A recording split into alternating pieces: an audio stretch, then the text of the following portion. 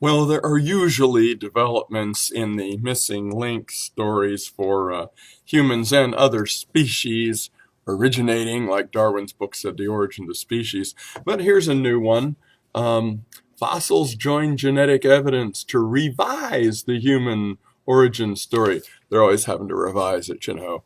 And it says right here, it's not clear the starting time or location for our species. It says also here, the picture of gradual change contrasts with what scientists have often presumed, that Homo sapiens emerged relatively quickly, like in one day, but that's another story. And then it goes on to talk about, and this is Bernard Wood from GWU, very well-known, outspoken evolutionist scholar, and he says speciation is a process, not an event. And then he talks about the speciation process, kind of like we talk about dragon lore or all the intricacies of the culture of hobbits and things like that. It's not something we actually see. People will say, "Oh yes, we see speciation," or do we?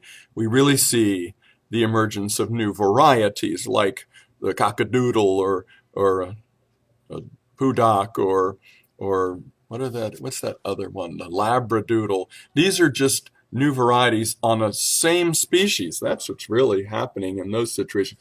And look, they had to do a digital composite from the different kinds of fossil skull fragments that existed to get this new fossil here, the Jebel Irvad skull. And it's, again, with the same old kind of a dog ate my homework story and presupposition thing going on. Studies of DNA from living Africans and from a 2,000-year-old African boy indicate by how and what assumptions do you have to make these indications? That humans evolved first about 300,000 years ago.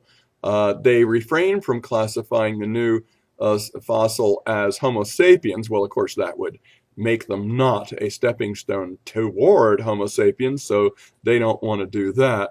And it wraps up by saying that human origins is still a mystery. Well, you know, it really wouldn't have to be such a mystery if they would just get with it about a written document that actually gives a historical view from an eyewitness of what really happened. Relinquish to that, and then you'll find all the other evidences and pieces do fall together. You keep thinking. God bless. Dr. Jackson.